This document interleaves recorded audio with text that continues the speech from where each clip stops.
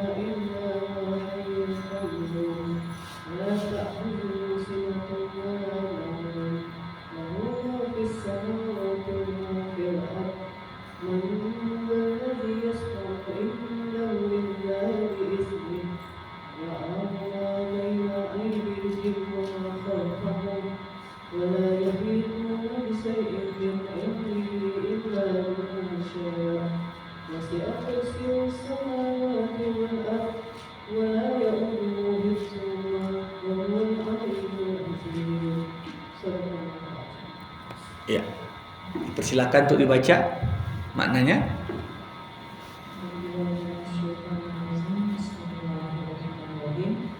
Allah tiada Tuhan selain Dia yang maha hidup, yang terus menerus makhluknya. tidak mengantuk dan tidak pula tidur. Miliknya apa yang ada di langit dan bumi dan apa yang ada di bumi. Tidak ada yang dapat memberikan syafaat di sisinya tanpa izinnya. Dia mengetahui apa yang di hadapan mereka dan apa yang ada di belakang mereka. Dan mereka tidak mengetahui sesuatu apapun tentang ilmunya, melainkan apa yang dia kehendaki. Kursinya meliputi langit dan bumi, dan dia tidak merasa berat memelihara keduanya. Dia yang maha tinggi dan maha esa. Ya, maha benar Allah dengan segala firman-Nya. Ibu-ibu yang dimuliakan Allah Subhanahu wa taala, terkait dengan ayat ini diriwayatkan pada suatu kesempatan Rasulullah Muhammad sallallahu alaihi wasallam berjumpa dengan sahabat beliau yang bernama Ubay bin Ka'ab. Keduanya berjumpa di masjid. Di momen itu ketika Ubay akan keluar dari masjid, Nabi menahannya.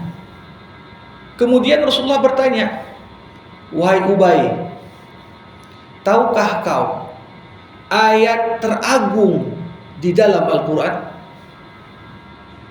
Bayangkan, di depan Ubay itu ada 6.236 ayat.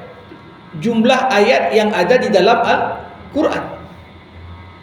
Bagaimana Rasulullah Shallallahu Alaihi Wasallam bertanya kepada Ubay, dari 6.236 ayat tadi, mana menurutmu ayat yang paling agung? Tapi disinilah letak kecerdasan sahabat Rasulullah Muhammad SAW. Bagaimana sahabatnya nggak cerdas, guru merekanya pun cerdas. Kalau guru cerdas, ya pasti anak muridnya cerdas. Kalau orang tua cerdas, ya pasti anaknya pun cerdas. Di sini Rasulullah ketika menguji sahabatnya, Ubay, dalam waktu yang tidak terlalu lama, beliau mengatakan, "Wahai Rasulullah, itu ayat kursi," katanya. "Allahu la ilaha illa huwal hayyul qayyum. La ta'khudhuhu sinatu wa la naum. Lahu ma fis samawati wa ma fil ard. Ma dzal ladzi yashfa'u 'indahu illa bi idzni. Ya'lamu ma baina aydihim wa ma khalfahum. Wa la yuhituna bi syai'in min 'ilmihi illa bima syaa. Wasi'a kursiyyuhu as-samawati wal ard. Wa la ya'uduhu hifdhuhuma wa huwal aliyyul azim." Ibu-ibu jamaah yang dimuliakan Allah Subhanahu wa taala, kalau kita mencermati apa yang disebut dengan ayat kursi ini, dalam satu ayat ini terdapat 10 kalimat. Di dalam ayat ini terdapat 10 kalimat. Yang mana 10 kalimat ini semuanya tak terpisahkan satu dengan yang lain untuk menjawab satu pertanyaan. Jadi 10 kalimat ini datang bergandengan satu dengan yang lain. Tujuannya adalah untuk menjawab satu pertanyaan. Apa pertanyaannya? Pertanyaan yang dijawab oleh ayat kursi itulah, siapakah Allah itu? Jadi ayat kursi ini kenapa dikatakan ayat teragung? Bagaimana ayat ini tidak menjadi ayat paling agung? Karena justru di ayat inilah ayat Al-Quran yang paling jelas dan gamblang menjawab pertanyaan yang muncul dalam hati kita semua. Siapa Allah? Tentunya kita sebagai hamba, walaupun diciptakan Allah dengan fitrah berketuhanan, ada kecenderungan pada diri setiap dari kita, kalau dalam kondisi sulit, dalam kondisi sempit, dalam kondisi banyak masalah, kita merasa nggak mungkin bersandar pada siapapun. muncul dalam benak kita paling dalam, kenapa aku tidak bersandar kepada yang maha kuat, kepada Allah? Namun sering sekali kita ini tidak mengenal Allah dengan sebaik-baiknya pengenalan. Ada begitu banyak ibu-ibu cara mengenal Allah. Ada orang yang mengenal Allah lewat nama-namanya, Asmaul Husna. Ada orang yang mengenal Allah lewat makhluk ciptaannya.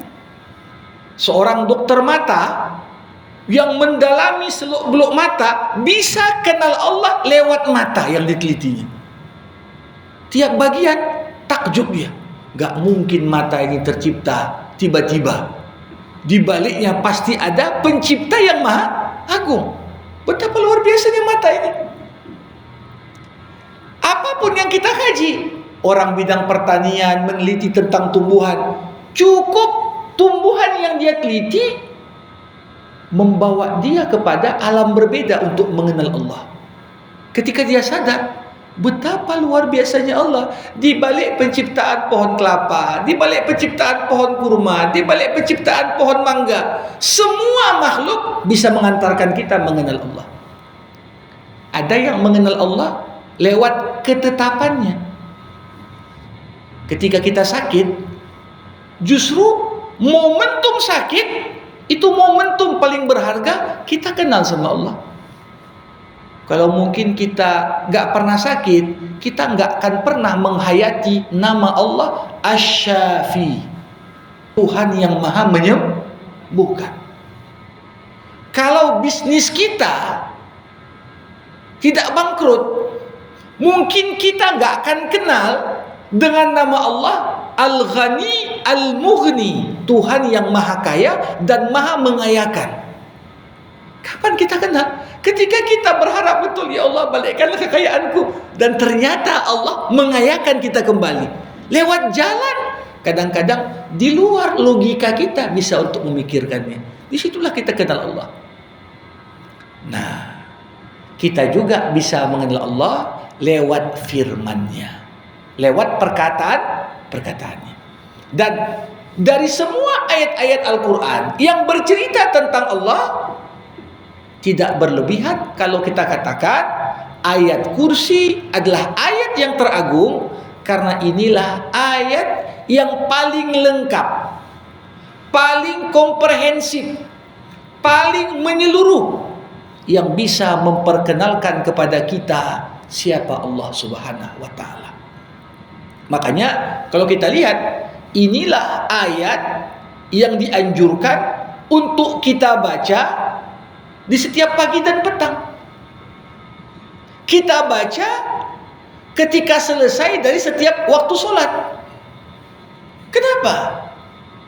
Karena membaca ayat kursi sama artinya kita menyegarkan kembali ingatan kita betapa Allah itu maha agung, betapa Allah itu maha besar.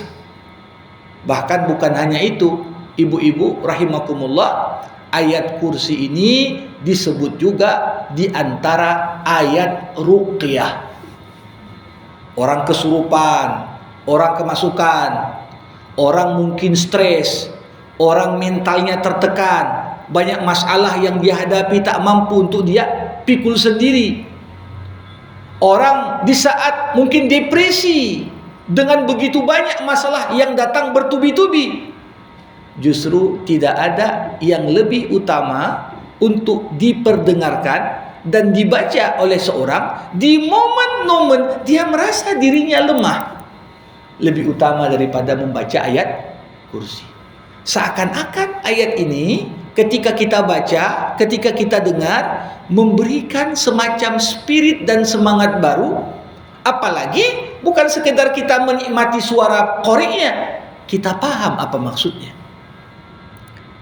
Maka dalam sebuah riwayat, pernah suatu ketika Nabi Muhammad sallallahu alaihi wasallam memerintahkan sahabat Abu Hurairah radhiyallahu an untuk menjaga gudang tempat disimpan kurma-kurma zakat fitrah yang disetorkan orang kepada Baitul Mal.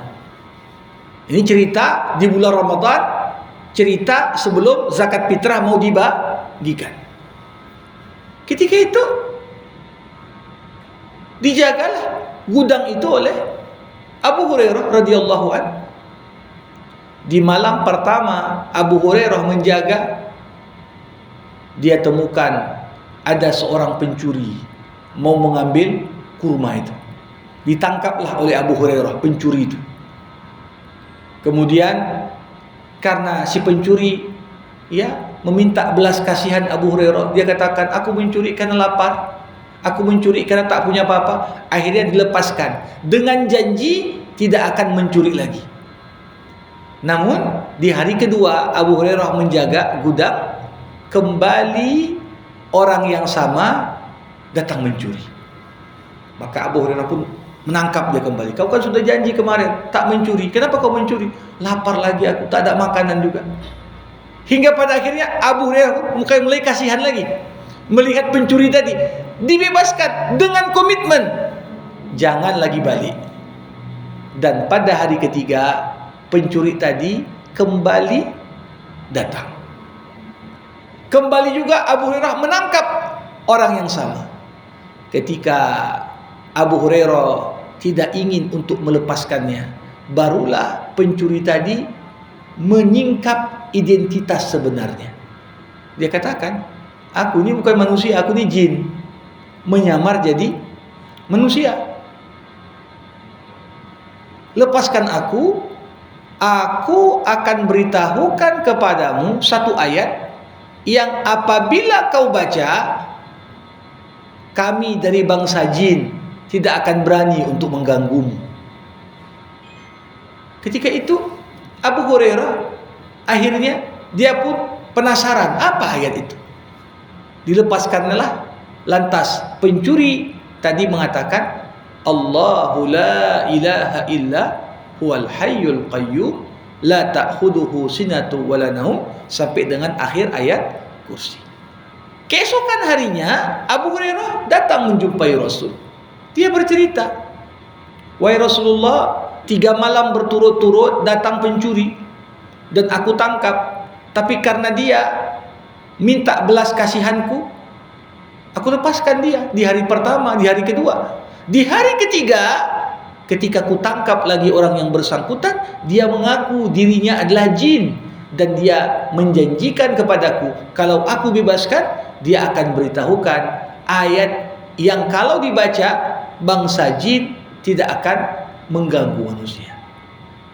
Ketika itu ayat apa itu? Kata Rasulullah, dibacalah oleh Abu Hurairah, Allahu la ilaha illa huwal hayyul qayyum, sampai akhir ayat kursi. Apa kata Nabi? Nabi Muhammad mengatakan, sadaqaka wa huwa kadzub. Dia telah berkata benar kepadamu walaupun jin itu sendiri tukang tipu, katanya. Jadi walaupun jin itu tukang tipu, tapi bagian yang dia katakan, kalau kau baca ayat kursi, maka kami dari bangsa jin tak akan mengganggumu, itu adalah bagian yang benar. Makanya kalau kita lihat, termasuk di antara bacaan ruqyah, melindungi diri, atau kalau ada orang ingin diobati karena kerasukan, salah satu ayat yang paling utama dan pokok adalah ayat kursi. Mengapa?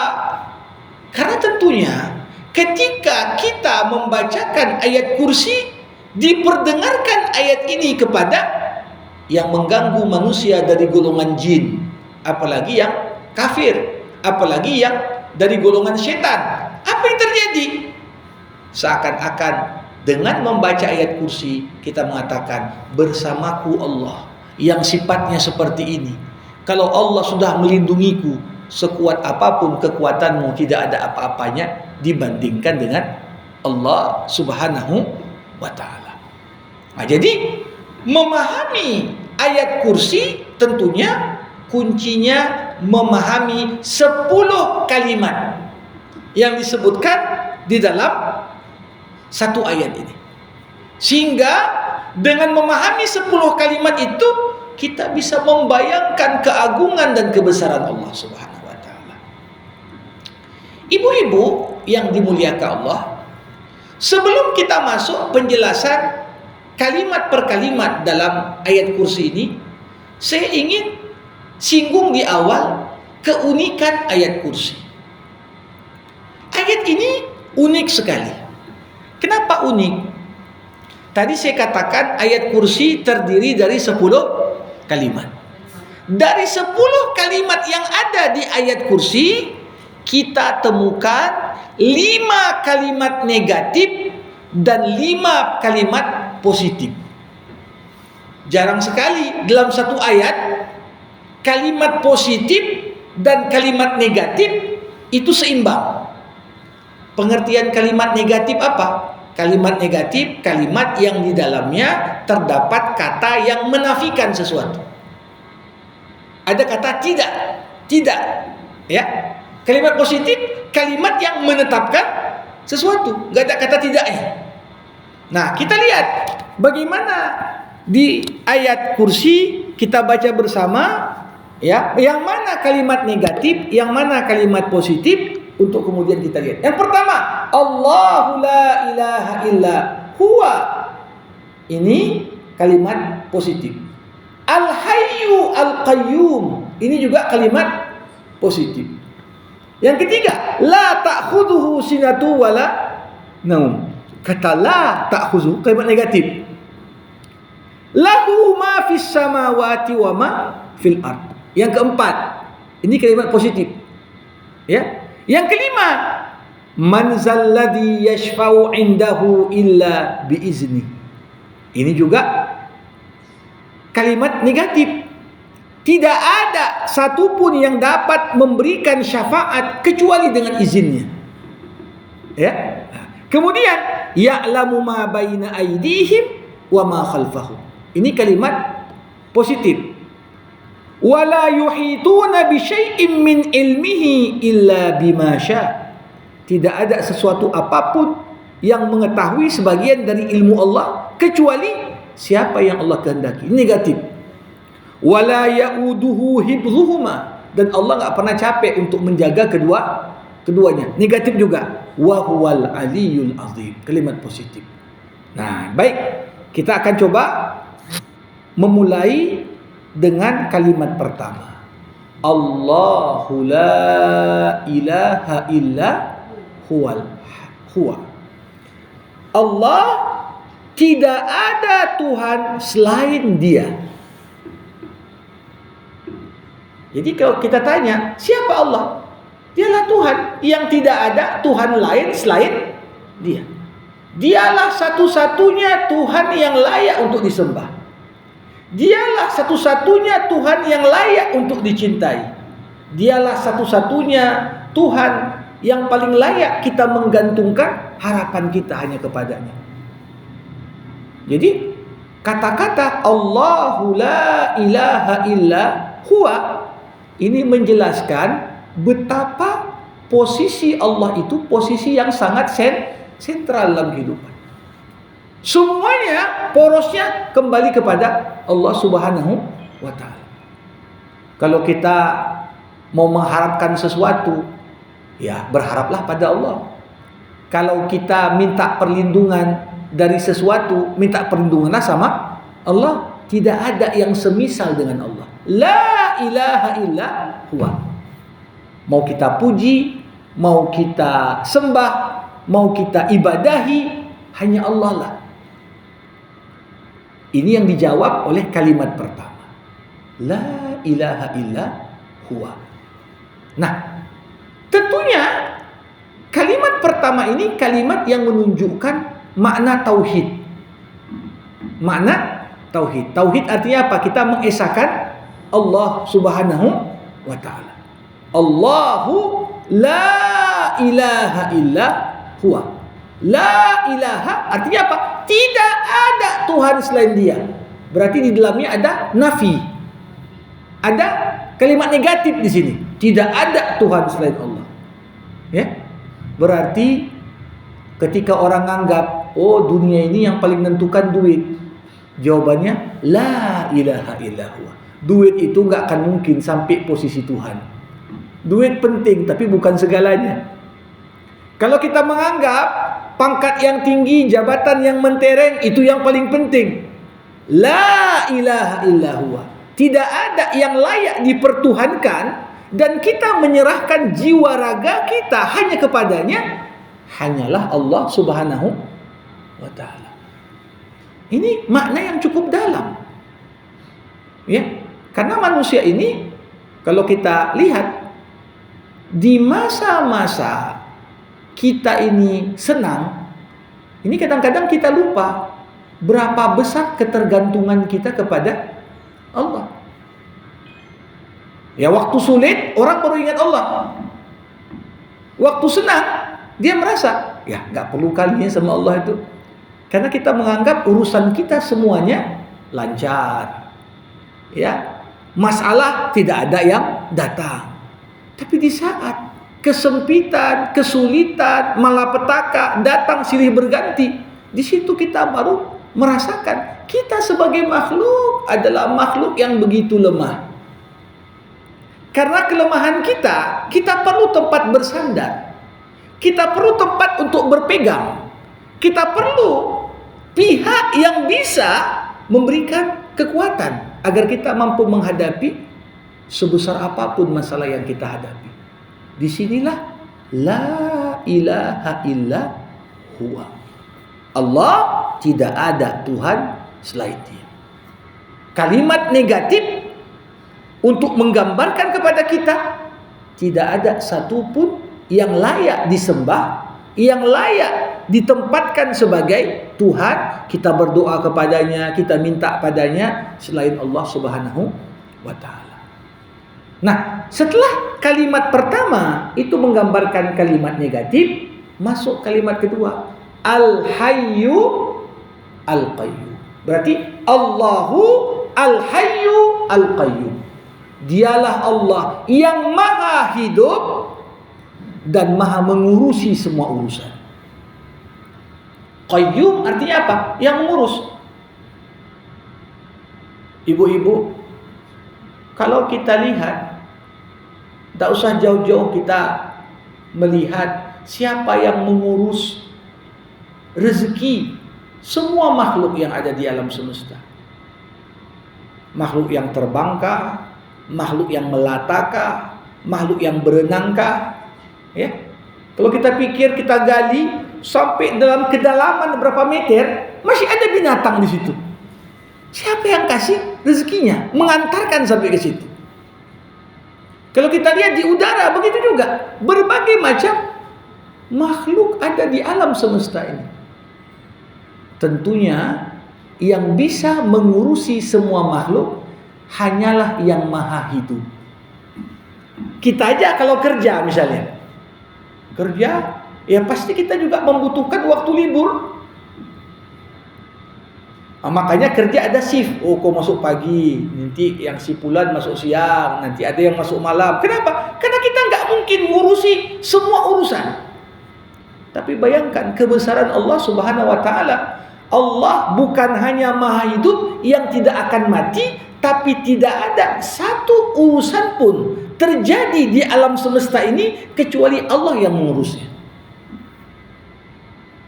Jadi ini memberikan ketenangan dalam hati kita. Coba bayangkan, kadang-kadang orang mau berangkat saja, jamaah haji mau berangkat, mikirkan nanti siapa yang kasih makan peliharaannya. Mau pergi liburan saja, nanti kayak mana ya yang hidupin lampu ya. Banyak kali kita merasa dalam luar kemampuan kita untuk ngurus semuanya. Bahkan tak jarang ribut suami istri, aku aja yang ngurus, kita bilang. Kau juga lah ngurus sekali, kita bilang. Tapi lihat, Allah Subhanahu wa ta'ala ketika memperkenalkan dirinya kepada kita, Anal Hayyul Qayyum, akulah Tuhan yang maha hidup lagi maha mengurusi segala urusan. Makanya dikatakan tidak ada satupun daun kering jatuh kecuali Allah tahu, dan dia jatuh karena Allah izinkan untuk jatuh. Ini makna yang cukup dalam sekali. Makanya jamaah rahimakumullah, dulu ada seorang ulama, dia begadang di malam hari. Begadang di malam hari untuk menulis sebuah kitab. Walaupun dia begadang, datang suatu saat kantuknya. Mulai ngantuk dia, kehilangan kesadaran. Tapi di momen itu dia lihat di botol tinta yang dia ambil tinta untuk menulis, datang seekor lalat hinggap di botol tinta itu. Di momen itu dia lihat lalat itu. Kemudian di momen itu secara otomatis dia gubah sebuah bait syair. Dia katakan, "Ya Allah, Engkaulah Tuhan yang maha melihat bagaimana seekor nyamuk mengepakkan sayapnya untuk terbang. Di malam hari yang gelap, di saat semua makhluk tertidur pulas, tapi alam semesta ini tetap ada yang menjaganya. Tetap ada yang memperhatikan kebutuhan setiap makhluknya." Inilah makna yang terkandung dalam nama Allah Al-Qayyum. Makanya kalau kita perhatikan berapa persen organ tubuh manusia berfungsi dengan perintah otak. Kira-kira jantung itu berfungsi, bekerja hanya gara-gara perintah otak enggak? Enggak. Kalau sempat orang lupa, berhenti jantung. Kalau seorang bernapas, itu nunggu perintah otak dulu. Enggak pernah kita baca dalam surat kabar si fulan meninggal karena lupa bernapas. Siapa yang atur kerja paru-paru, kerja pencernaan? Kita tertidur, tapi pencernaan tetap kerja. Anggota tubuh yang lain juga tetap kerja. Siapa yang atur? Itulah makna Al-Qayyum. Jadi setelah Allah perkenalkan dirinya pada kalimat pertama, "Akulah Tuhan satu-satunya yang layak kalian sembah." Kenapa? Karena aku yang maha hidup. Aku juga yang maha mengurusi semua urusan kalian. Baru masuk kalimat ketiga. La ta'khudhuhu sinatun wala naum. Allah Subhanahu wa taala, ya. Karena tadi dikatakan Allah Maha Hidup, dikatakan juga Allah Maha mengurusi segala urusan. Kalau manusia mengurusi segala urusan susah juga. Satpam saja dapat shift malam, kadang-kadang tidur juga dia. Padahal dia dapat shift malam. Kenapa? Yang namanya makhluk tidak lepas dari kebutuhan untuk beristirahat. La ta'khudhuhu sinatun wala naum. Sinah artinya ngantuk. Naum artinya tidur. Kadang-kadang di saat seorang ngantuk, nikmat terbesar adalah ketika bisa tidur. Nah itu dia. Karena berat kali mata itu. Lebih berat daripada barbel, ya kan? Ketika sudah mengantuk, mau minum kopi berapa gelas, tetap saja, aduh, ya. Kalau dipaksakan manusia itu untuk menolak kantuknya, berat sekali. Tak bisa manusia berkonsentrasi, tak bisa manusia mengerjakan banyak hal ketika sudah datang rasa kantuk. Tapi Allah Subhanahu wa taala katakan pada kita, di saat kalian lelap tidur, siapa yang jaga kalian? Di saat kalian ngantuk sehingga kehilangan kewaspadaan, siapa yang mengontrol kalian? La ta'khudhuhu sinatun wala naum. Jadi para hadirin, tak pantas kita mempertuhankan selain Allah orang yang ikut tidur sama seperti kita. Orang yang juga ngantuk sama seperti kita. Kenapa? Waktu dia ngantuk siapa yang jaga kita? Waktu dia tidur siapa yang jaga kita? Maka betapa bodohnya manusia yang mempertuhankan selain Allah. Kenapa? Semua selain Allah pasti ngantuk. Semua selain Allah pasti tidur. Sekuat apapun manusia, ada orang tak makan-makan, tapi tak bisa dia tak tidur. Sekuat apapun, bisa meninggal dunia orang kalau tak tidur. Ya, kenapa? Itu bagian dari kebutuhan biologis tubuh kita. Ada jam-jam istirahat. Anggota tubuh perlu diistirahatkan, perlu tidur. Makanya sunnatullah wa ja'alna al-laila libasa wa ja'alna an-nahara ma'asya. Kami jadikan malam waktu kau beristirahat, kami jadikan siang waktu kau mencari penghidupan. Ini Allah sudah atur. Waktu malam, lama kali pun kita tidur siang, tetap kalau udah tahu tuh malam ngantuk juga. Ya, kenapa? Karena memang sepanjang apapun kita tidur di pagi dan siang hari, tidak akan dapat menggantikan kebutuhan tubuh untuk tidur dan istirahat di malam hari. Makanya kalau orang kerjanya begadang atau dia putar pagi jadi malam, malam jadi pagi, ini setelah tahapan waktu tertentu pasti akan banyak ya tertimpa banyak keluhan kesehatan. Mulai sakit ininya, ginjalnya, mulai sakit. Ya, kenapa? Karena memang jam istirahat biologis tubuh kita juga ada. Allah katakan, dialah Allah yang tidak akan tertimpa rasa kantuk sebagaimana tidak akan tidur.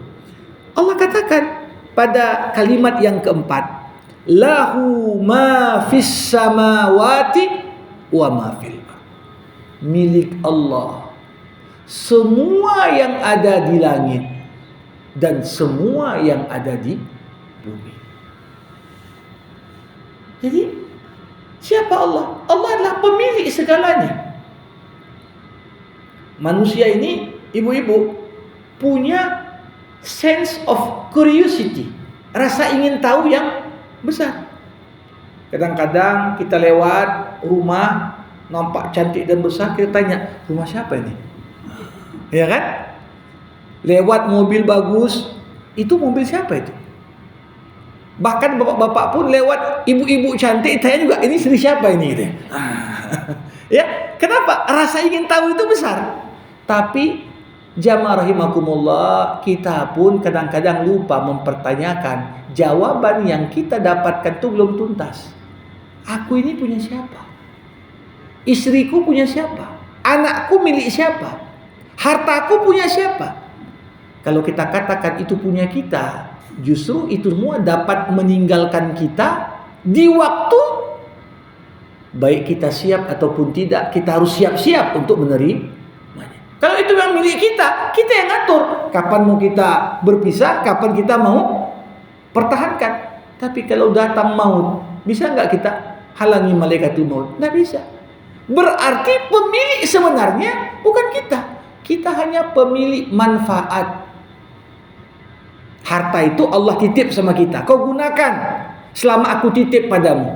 Tapi ingat, kau meninggal tak kau bawa uang itu. Nanti akan kubagi, kata Allah, kepada ahli warismu.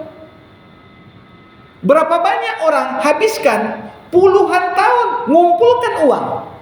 Tapi kalau Allah berkehendak, dalam satu malam bisa bangkrut, habis uangnya semua. Bisa nggak? Bisa. Artinya uang itu bukan milik kita. Kenapa? Allah lah yang menentukan. Kalau ku pindahkan ini untuk si fulan, sebentar aja jadi.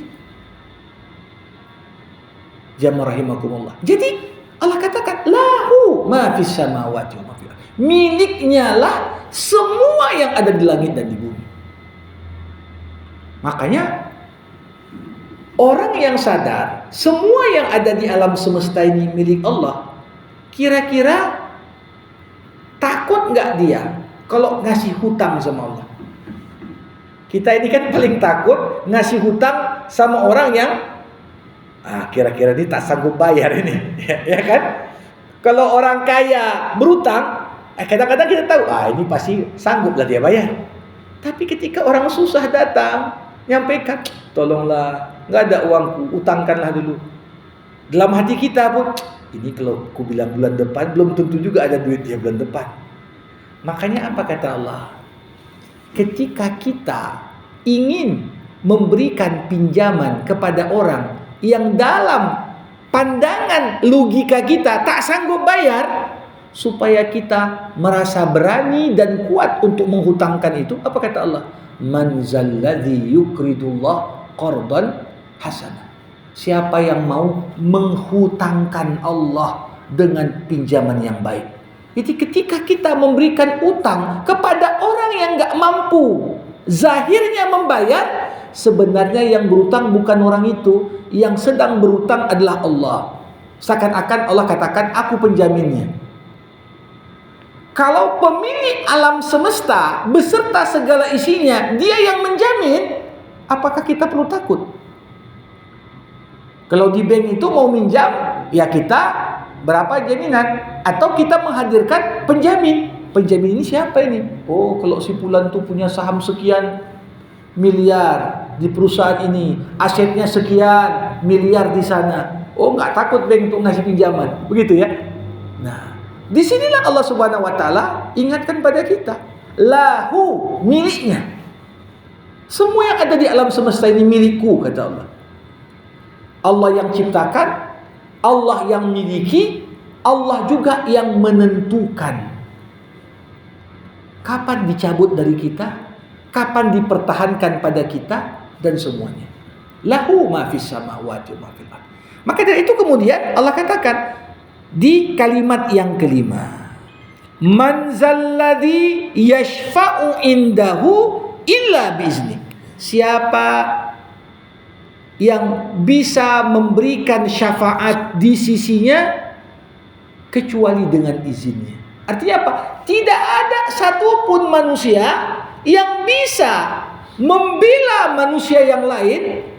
Suami gak bisa bela istri, istri gak bisa bela suami, anak tak bisa bela orang tua tak bisa bela anak, pimpinan tak bisa bela bawahan, bawahan tak bisa bela pimpinan, rakyat tak bisa membela ya pemimpinnya, pemimpin pun tak bisa membela rakyatnya, tokoh tak bisa membela followernya, followernya pun tak bisa membela idol yang diikutinya, diidolainya. Kenapa? Kecuali dengan izin Allah. Allah kasih izin, barulah si fulan bisa bela si fulan. Artinya di sini, seberapa berkuasa kita? Semua yang bisa kita buat di dunia maupun di akhirat, itu semuanya dibatasi dengan izin Allah. Kalau Allah nggak izinkan, bisa nggak? Nggak. Walaupun dikatakan seorang anak yang hafiz bisa memberikan syafaat untuk 10 anggota keluarganya, itu nggak bisa kita lepaskan hadis itu dari siapapun yang mau memberikan syafaat dan pembelaan, ya harus dengan izin Allah. Makanya ada ayat, yauma idzin la tanfa'u syafa'atu illa man azina lahur rahman wa radiya lahu qawla. Pada hari itu tidak bermanfaat pembelaan siapapun untuk siapapun kecuali orang-orang yang diizinkan Allah dan Allah meridui perkataannya ketika dia membela yang lain. Kalau di dunia para pengacara yang membela ini kan tergantung siapa yang bayar. Wah, kalau bayarnya pas, oke, aku bela mati-matian, kita perjuangkan sampai darah terakhir. Tapi kalau tak pas, oh nggak jadilah katanya. Tapi di akhirat tidak, ada duit pun tak bisa sampai Allah kasih izin. Orang paling dekat pun tak bisa sampai Allah kasih izin. Barulah siapapun bisa memberikan pembelaan untuk yang lain.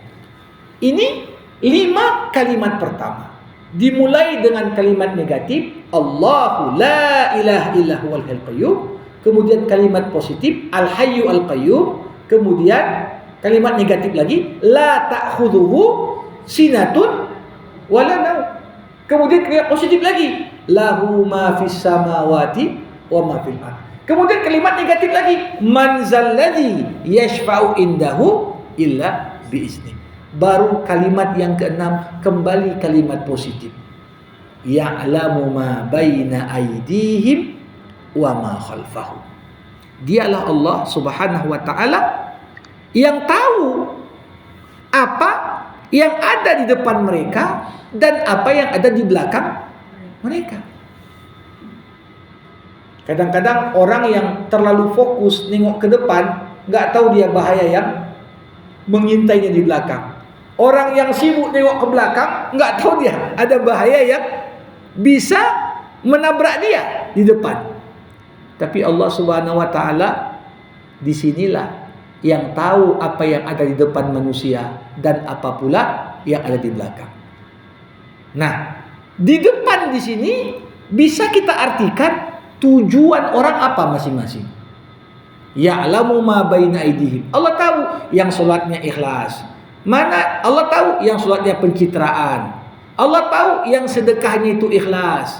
Allah tahu yang bagi-bagi bansos untuk elektabilitas misalnya. Nah, ini tahu semua. Ini kan di depan.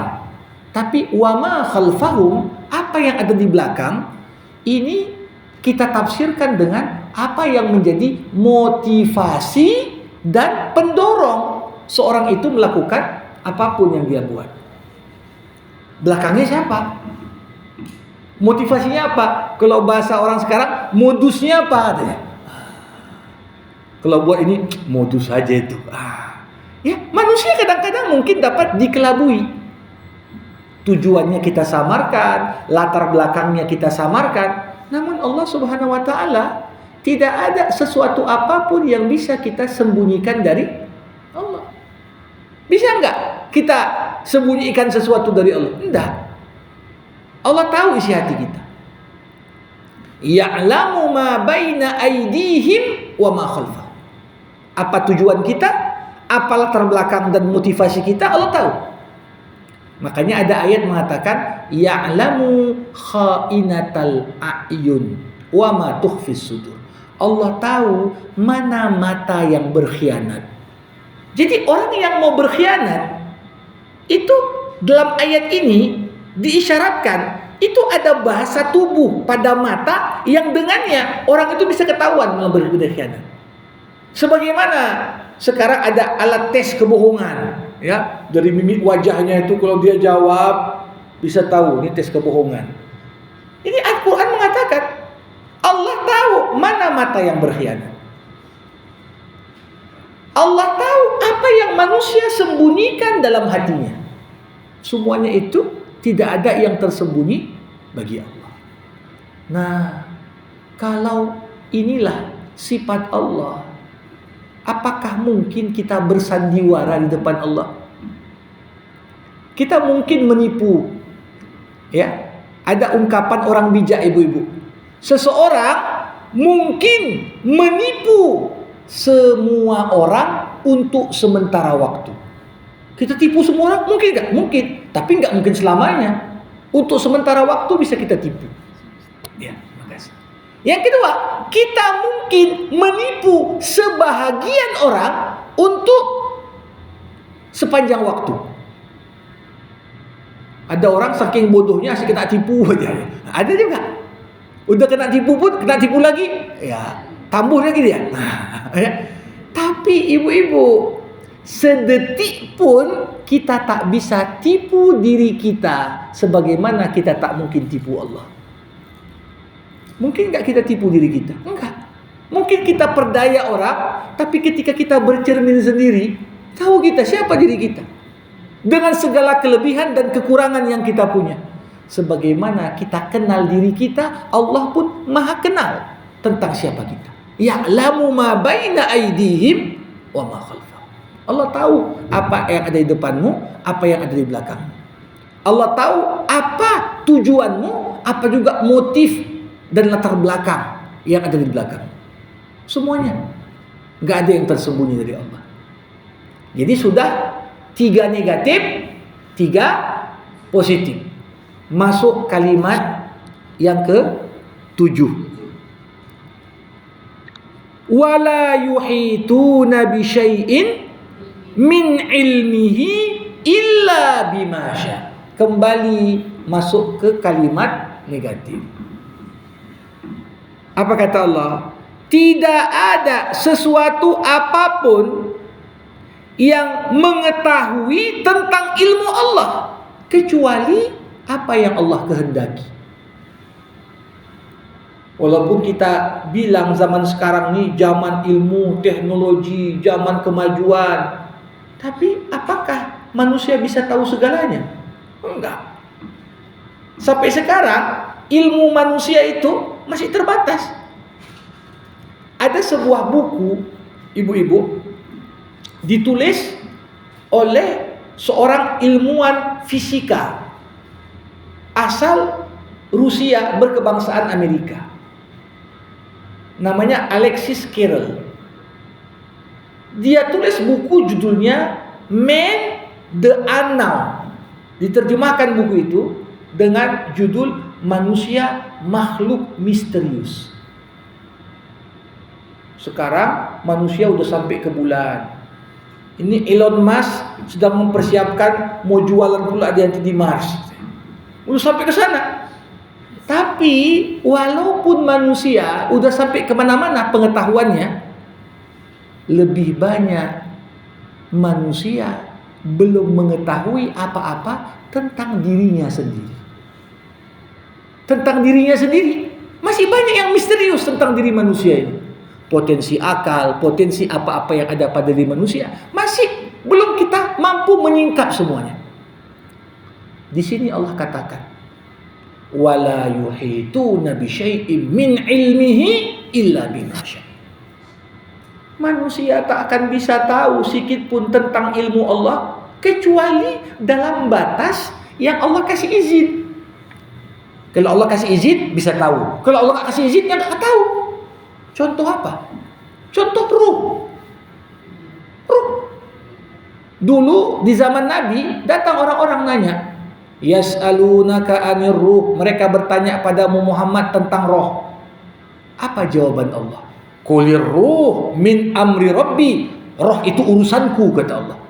Wa ma utitum minal ilmi illa qalila. Dan aku tak berikan ilmu pengetahuan untuk kalian tentang roh kecuali sedikit. Kalau kita lihat sekarang robot-robot itu luar biasa, udah mirip kali bentuk fisiknya dengan manusia. Kalau tengok galeri patung lilin di Paris, Madame Tussauds, mirip sekali, udah macam patung hidup. Yang gak ada apa? Sampai sekarang tak ada pabrik pencipta ruh. Sampai kapanpun manusia tak akan mampu menciptakan ruh. Kenapa? Karena Allah gak kasih akses. Allah gak kasih izin.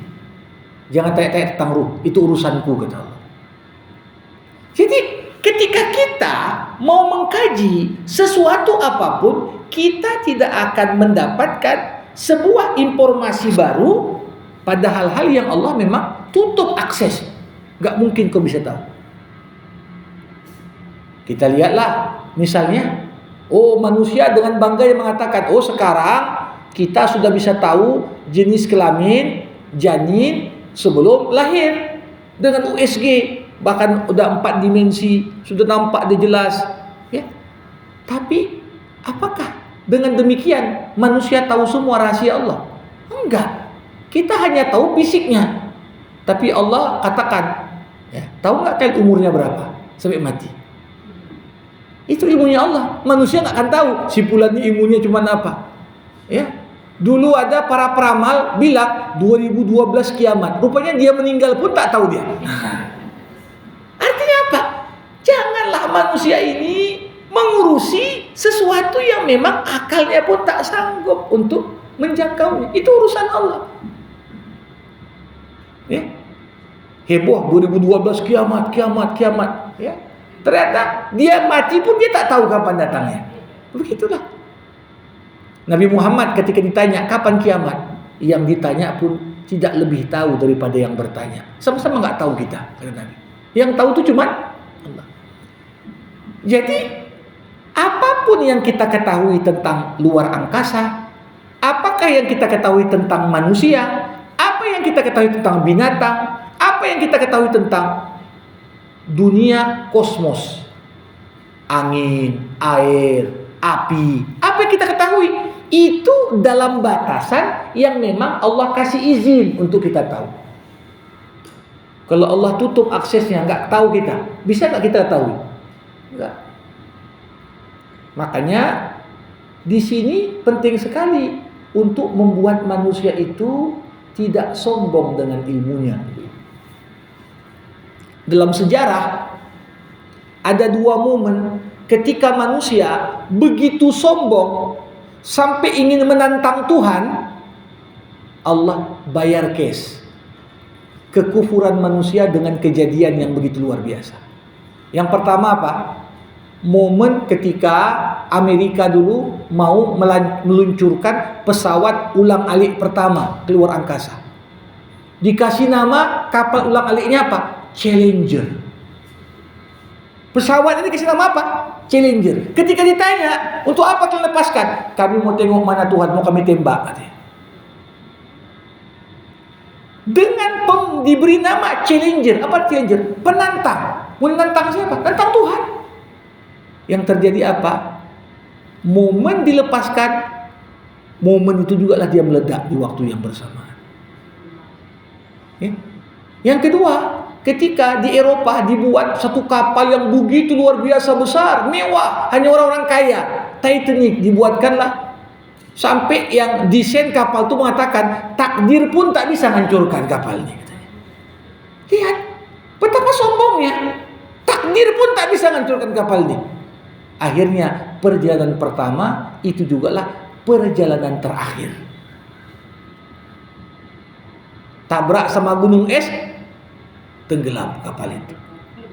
Nah, di sini kita lihat wala yuhituna bi syai'in min ilmihi illa bima syaa. Manusia harus sadar di mana posisinya. Sampai di mana batas kemampuan kita. Kita tak bisa mengetahui di luar jangkauan batas yang Allah perkenankan untuk kita ketahui. Nah, ini kalimat ke-7 yang berisi kalimat ke-7 yang merupakan kalimat negatif. Kalimat ke-8 kembali kalimat positif. Wasi'a kursiyyuhus samawati wal ard. Allah katakan kursi Allah meliputi langit dan bumi.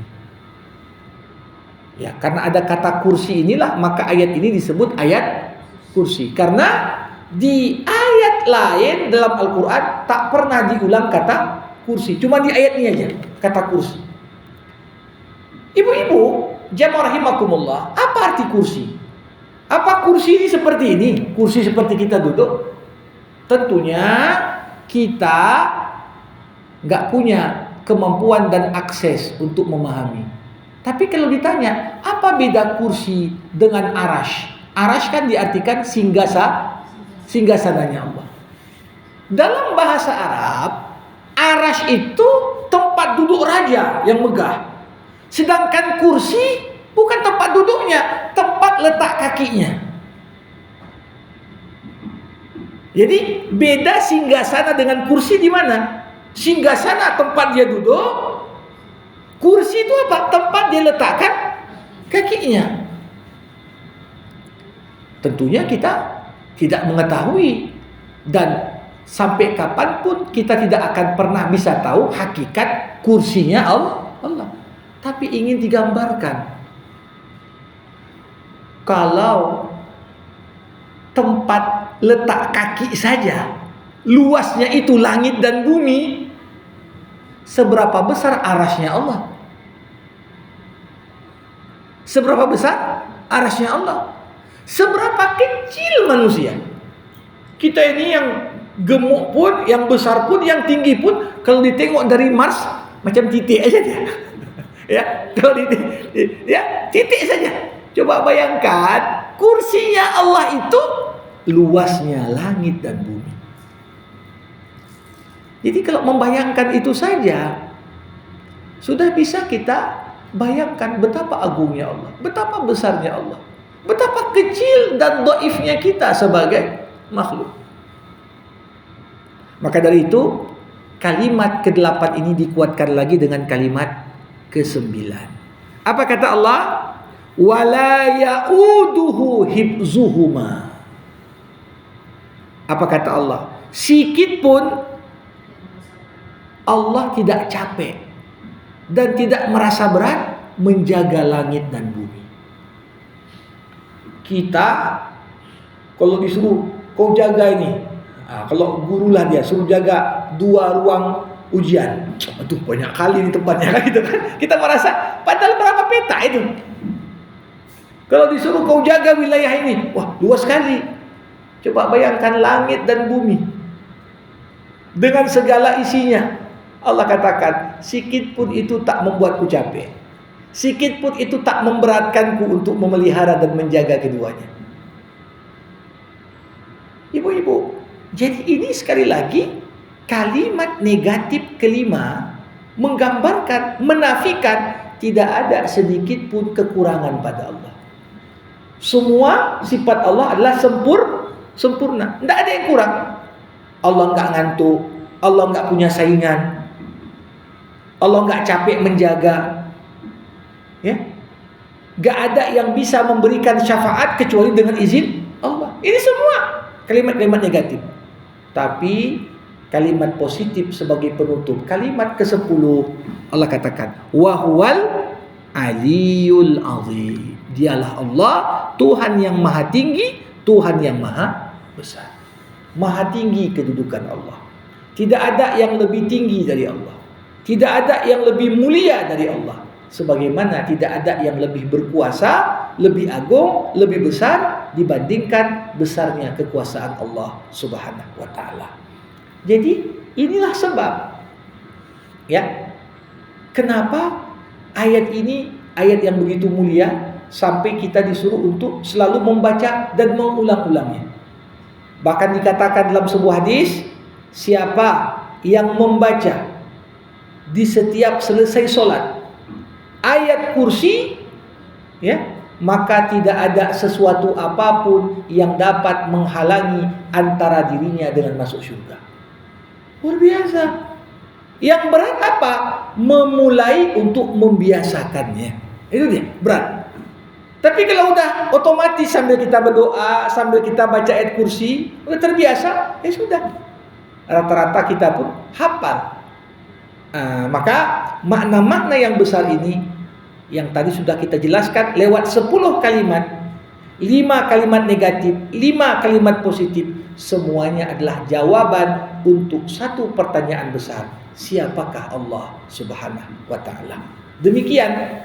Wassalamualaikum warahmatullahi wabarakatuh.